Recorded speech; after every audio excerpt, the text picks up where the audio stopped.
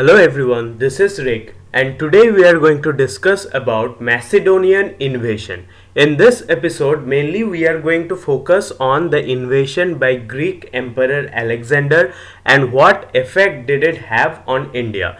Even though it is not exactly on the period of second urbanization, but still we are going to include it in this series because after that we are going to go directly into the Mauryan Empire. So without doing any delay, let's get into detail. Introduction to the Macedonian Empire. What was the Macedonian Empire? Where was it? And what kind of impact did it have on the world at that time? The Macedonian Empire, centered in the northern part of ancient Greece, became a prominent power during the rule of King Philip II and his son Alexander the Great. So King Philip II was the ruler of Macedonia before Alexander, and his son Alexander was one of the greatest conquerors of the world at that point of time. So Macedonian Empire, the base of Macedonian Empire was in the northern part of ancient Greece, currently in the continent of Europe. Under Philip II, Macedonia underwent military and political reforms, establishing a strong centralized authority and an effective army, setting the stage for international conquest. So Greece was not that much of a prominent territory under the Macedonian rulers, but when Philip II became the king, everything changed. He reformed it into a strong centralized authority and with a very effective military power.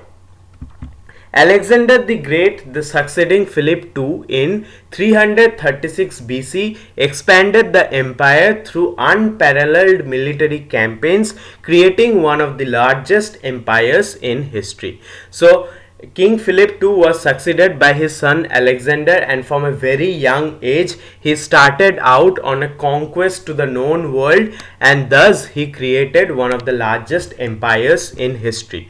The empire's administrative and military structures were innovative with a blend of Greek and local practices, promoting Hellenistic culture across the known world.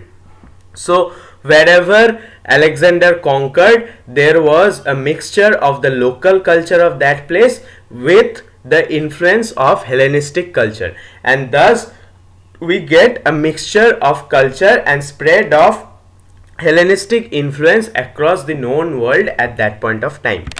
Macedonia's significance lies not only in its military achievements but also in its role in spreading Greek culture, language, and learning, impacting subsequent historical developments in Europe and in Asia. So the influence of Macedonian culture spread far and wide, right up to the northwestern part of Indian subcontinent, and we will see the details of it one by one. Alexander the Great rise to power. How did Alexander came to be known as the greatest emperor in this world? Born in Pella in 356 BC, Alexander was tutored by Aristotle, receiving education in philosophy, science, and military tactics, which influenced his approach to leadership and conquest. So Aristotle was one of the greatest philosophers at the time. His contribution towards philosophy and also his limited contribution towards science cannot be ignored. Therefore, receiving Aristotle as a tutor educated him in philosophy, science, and different kind of military tactics, and that affected his leadership quality, that had a positive effect in his personality also. Demonstrating military genius from a young age, Alexander played a crucial role in expanding his father's kingdom and consolidating power, showing exceptional leadership and tactical skills. So he was a military genius. He focused his entire strength on organizing military campaigns and formulated strategies through which he could conquer any given state at that point of time. And thus he showed exceptional leadership and tactical skills in organizing military.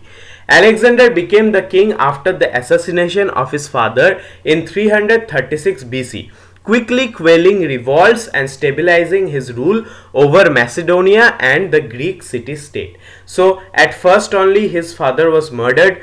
After that he became the ruler in 336 BC, and when he became the ruler, the entire territory of Greeks were filled with revolutions, and he quelled all those revolts. He stabilized his rule over Macedonia and all other city-states in the Greece area.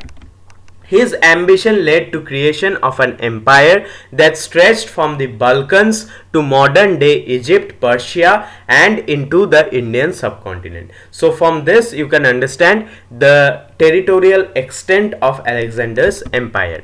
Alexander's method of incorporating local customs, administering a vast territory, and his vision of a unified empire under the Greek culture were revolutionary, shaping the future of the regions he conquered. So all where he conquered, he gave permissions for the local culture to go on along with influences of Hellenistic culture.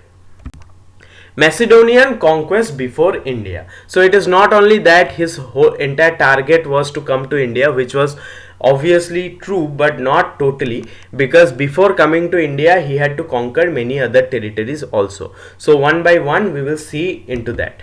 Before invading India, Alexander conquered territories across the vast region including Anatolia, Syria, Egypt and Persia, demonstrating his military prowess and strategic acumen. So he, before coming to India, one by one conquered wherever he passed through, he saw and he conquered. And those areas included Anatolia, Syria in Central Asia, Egypt in northern part of African subcontinent, Persia once again in Central Asia, and thus by conquering all these powerful territories, he demonstrated his military strength. In Egypt, he was declared a pharaoh and founded the city of Alexandria. On the left hand side picture, you can see the city founded by Alexander, which was named as Alexandria, which became a center of Greek culture and learning. So Alexandria became a center of Greek culture and learning in Egypt. And he was also declared to be the pharaoh of Egypt, which means the king or emperor of Egypt. His conquest of Persia was marked by the defeat of Persian Emperor Darius III, showcasing his ability to manage large-scale battles and complex military logistics. So this war with Persian Emperor Darius was very significant because he was vastly outnumbered by the forces of Darius. But even though being outnumbered, he did not lose his morale and motivated his army to perform a precise attack in such a way that Darius had to leave the battlefield and ran away. After a few days, his body was found in the African deserts.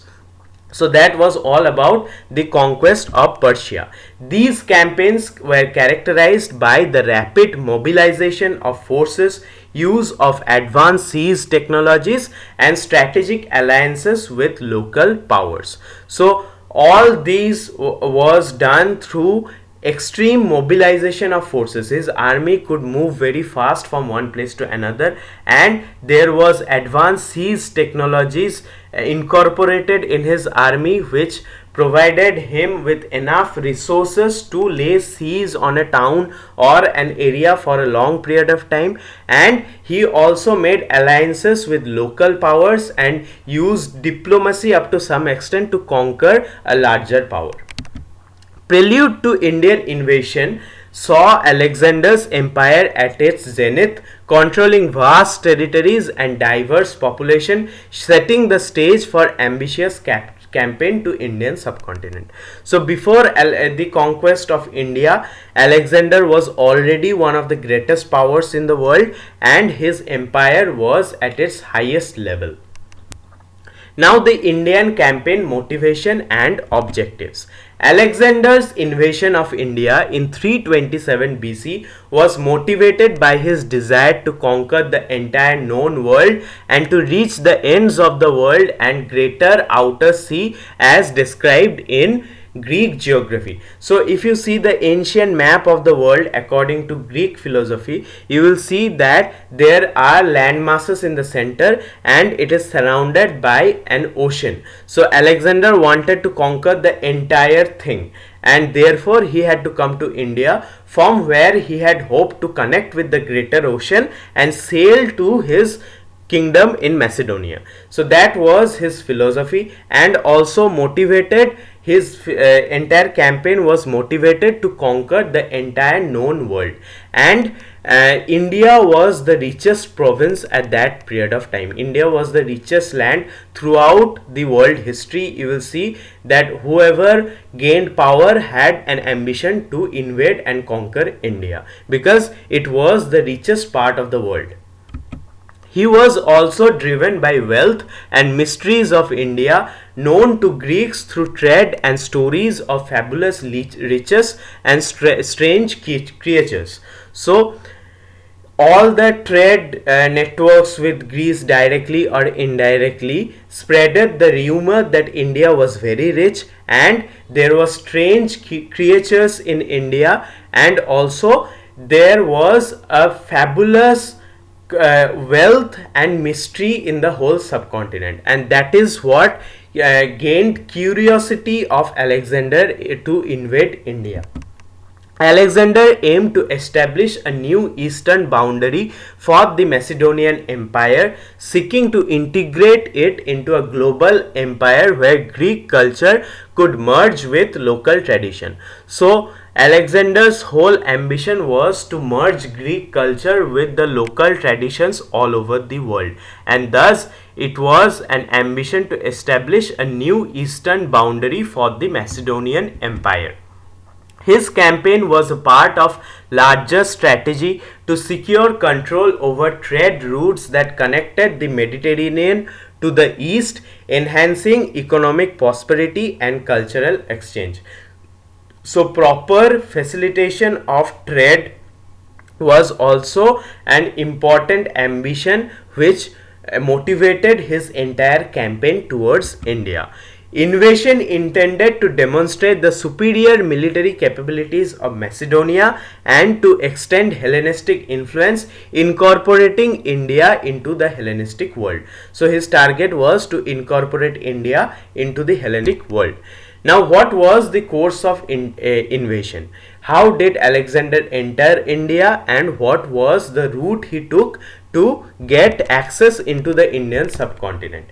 Alexander entered India through the northwest frontier across the Hindu Kush mountains, facing geographical challenges and resistance from local tribes and kingdoms. So, India was bordered on the northwest by geographical features called Hindu Kush mountains. So he had to find out routes through the Hindu Kush mountains, and thus he gained access to India. And while coming to India, he had to face challenges from local tribes and kingdoms of the northwestern Indian province.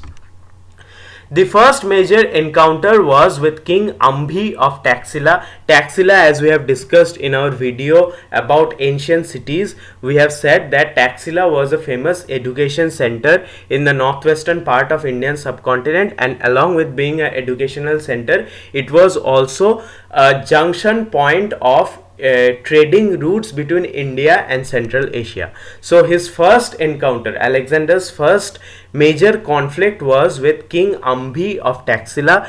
He surrendered and assisted Alexander against other Indian kings, highlighting the complex political landscape of the region. So King Ambhi surrendered to Alexander and also helped Alexander to defeat other local rulers. The campaign's progress was marked by a series of sieges and battles, including against Aspasioi and Askakenoi tribes, demonstrating fierce resistance encountered by Macedonian army. And all of these tribes have been held in high esteem in the Greek writings itself. They have praised all these tribes for their ferocity displayed in the wars. Difficult terrain, unfamiliar warfare tactics of Indians, including war elephants and logistical challenges, tested Alexander's military strategy and adaptability. So the European military forces until that point of time had never encountered battle where there was war elephants. So this was a new thing for the European military, and thus Alexander fell into a great challenge while fighting Indian forces. Despite these challenges, Alexander's army achieved significant victories, showing his ability to lead in diverse and difficult conditions while also highlighting the limits of his expansionist ambitions. So despite there was difficulties, Alexander was more or less successful in many parts while conquering India. Major battles in India. What were the major fights which happened with Alexander and the local rulers in the Indian subcontinent? The Battle of Hydaspes in 326 BC against King Porus of Paurava kingdom was one of the most significant and challenging encounter where Alexander experienced formidable war elephants firsthand. And this battle, who won this battle, is a highly debatable factor, because in Greek historical accounts it has been written that Alexander was victorious, but in Indian historical accounts it has been indicated that there was a victory on the side of King of Paurava, which is King Porus. Alexander's tactical brilliance was evident in his maneuvering of the Hydaspes River under heavy rain, catching Porus forces by surprise. So Porus forces were caught by surprise, and the river Hydaspes played a very important role in this war. And it was also in this war that Alexander faced elephants for the first time. Despite being heavily outnumbered, Alexander's forces won the battle, and that is very much debatable, largely due to superior tactics and integration of cavalry and infantry, setting a benchmark for future military engagements. So it was in this battle that Alexander learned a lot of new things about military tactics, and he was almost defeated. According to the Greek sources, he was victorious, but according to Indian sources, King Porus was victorious. So who was victorious is highly debatable, but if we go according to the common logistics, then we will know that here Alexander faced a lot of challenge, and also he set a benchmark for future military engagements. The victory at Hydaspes marked the easternmost extent of Alexander's conquest and demonstrated the effective adaptation of Macedonian military tactics into local conditions, including first-time integrations of war elephant into his army. So this was for the first time war elephants were integrated into his army, and this was also the last battle which was fought by Alexander. So Indian historians often point out the fact that if he was to be victorious really in this battle, then why didn't he go any farther? The aftermath of battle saw a strategic alliance with Porus, who was reinstated as a local ruler under Macedonian supremacy. So according to Greek sources, Alexander had a very good relationship with Porus after this battle, and out of respect for King Porus, Alexander reinstated him as the local ruler. Now, key figures and leaders at that point of time. Who were the key figures in the Indian subcontinent? Alexander the Great was the central figure of the campaign, whose leadership, vision and military genius drove the Macedonian conquest and interactions in India. So undoubtedly, in whole of Macedonian invasion episode, we will see that Alexander was the most influential and central figure, whose leadership, vision and military genius was very much significant for the Macedonian conquest all over the world. King Porus was the formidable adversary and later ally represented the valor and resilience of Indian kingdoms, and his relationship with Alexander highlighted the complexities of local resistance and accommodation. So King Porus, in all of the Greek documentaries, he has been held in high esteem, and Alexander is seen to be praising King Porus for his bravery, and thus we get an Indian formidable resistance on behalf of all of the Indian subcontinent, and that can be no way ignored.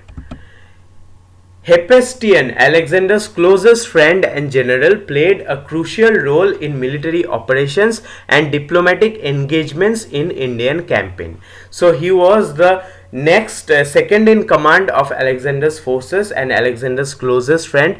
He played a crucial role in all of military operations conducted by Alexander, especially in the Indian campaign. And when Alexander took local support to defeat another local ruler, that diplomatic strategy was also organized by Hephaestion.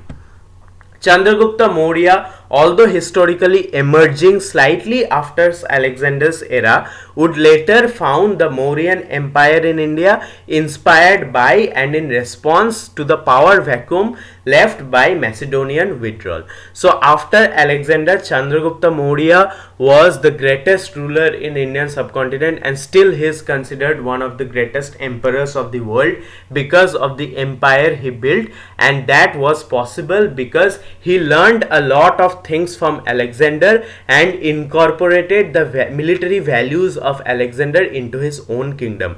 It has been also said in many documents that Chandragupta, while he was a kid, he met Alexander, and the encounter motivated him to become the emperor that we see him as today. Taxiles Ambhi, the ruler of Taxila, who allied with Alexander, showcasing the political dynamics and divisions within Indian states that influenced the course of invasion. One of the greatest disadvantage of the Indian subcontinent throughout history was that all the rulers of Indian subcontinent were almost never united, and that was one of the factor because of which invasions from foreign powers could happen.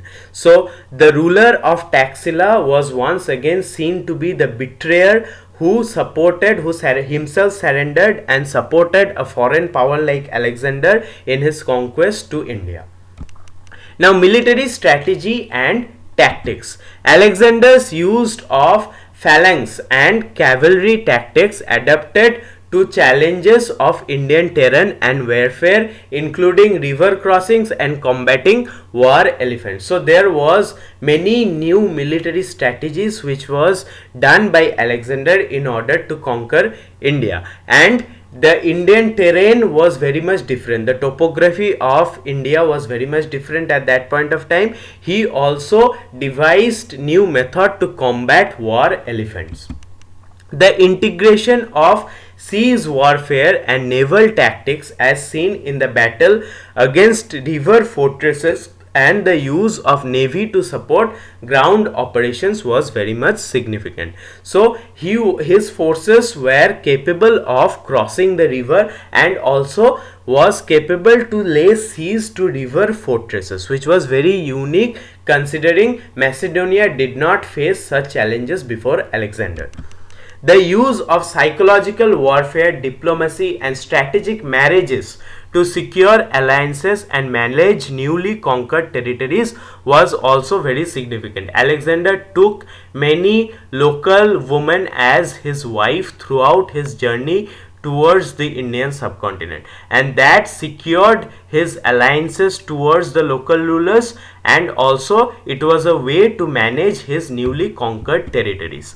The logistical management of long supply lines and establishment of new cities as administrative and military bases to support the campaign's sustainability. So there was proper kind of logistical support provided to the army so that Alexander could move forward without any hindrance. The adaptation to local warfare techniques, including the incorporation of war elephants into the Macedonian army and learning from Indian military practices, was very much significant in the Macedonian invasion. Now, cultural exchanges and impact. What was the impact of Alexander's invasion into the Indian subcontinent? The introduction of Greek language, art and administrative practices into India was the first thing that happened, leading to a syncretic blend of Hellenistic and Indian culture. So on the northwestern part of India, we still find many evidences of blends between Indian and Hellenistic culture.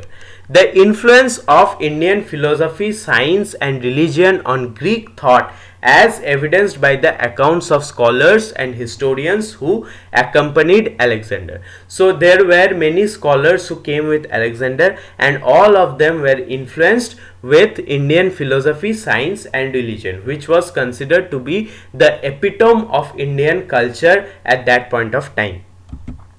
The establishment of Greek style cities was done in the northwestern part of Indian subcontinent, along with military settlements in India, fostering a cultural integration and exchange. The spread of Buddhism into Hellenistic world was also possible because of Alexander's invasion, and this was facilitated by interactions and exchanges during Alexander's campaign. So Buddhism went towards Europe because of the connection that was made by Alexander with the Indian subcontinent. The legacy of Greco-Indian kingdoms such as the Indo-Greek kingdom, which continued fusion of Greek and Indian cultures long after Alexander's departure. So long after Alexander's departure, we find existence of Indo-Greek rulers who were influenced both by Indian and Hellenistic culture. We find Indo-Greek rulers worshipping Indian deities also. So that was the cultural impact of Alexander's invasion. The retreat from India. Why did Alexander go back from India, and how did he go back? Following the Battle of Hydaspes, Alexander faced mutiny and exhaustion among his troops, leading to the decision to turn back and not push further into the Indian subcontinent. This was from the Greek accounts, but according to Indian account, Alexander also suffered grave injuries during his battle with King Porus, and also he was afraid of what will be there on the central part of Indian subcontinent as a challenge to him. The harsh condition faced during the return journey through the Gedrosian desert, where Alexander lost a significant portion of his army to harsh climate and terrain. So while going back, the climate and topography of Central Asia was very much harsh and impacted his army negatively, where he lost a huge portion of his army. The strategic retraction marked a pivotal movement in Alexander's campaign, reflecting the logistical and human limits of his expansive ambitions. So this after the battle of Hydaspes against King Porus, Alexander said to have lost his moral of conquest into the central part of Indian subcontinent. His army revolted against him, and therefore he had to go back, and while going back also he faced harsh climatic condition, because of which he lost a significant portion of his military strength. The death of Alexander in 323 BC, shortly after returning to Babylon, and subsequent division of his empire among his generals, highlighting the transient nature of his conquest. So his whole empire was divided among his military generals, and after returning to Babylon, he died at a very young age. The impact of Alexander's retreat on the Indian political landscape saw the emergence of powerful regional kingdoms and eventual rise of the Mauryan Empire. So that was all about Alexander's conquest to India. Now, what was the legacy of Macedonian invasion in India? The short-term military and political impacts, including the establishment of Hellenistic cities and spread of Greek influence in the region, happened because of Alexander's invasion. The long-term cultural and economic changes between Indian and Greek worlds, fostering a period of Hellenistic influence in art, philosophy, and trade. So there was a long-term cultural influence in art, philosophy, and trade in the Indian subcontinent. The role of invasion cannot be ignored in shaping the historical narratives and national identities in both Greece and in India, with Alexander's campaign often seen as a touchstone for discussions on empire and cultural exchange. The archaeological and historical evidence of the Macedonian presence in India, including coins, inscriptions, and art, which attest to lasting impacts of the invasion.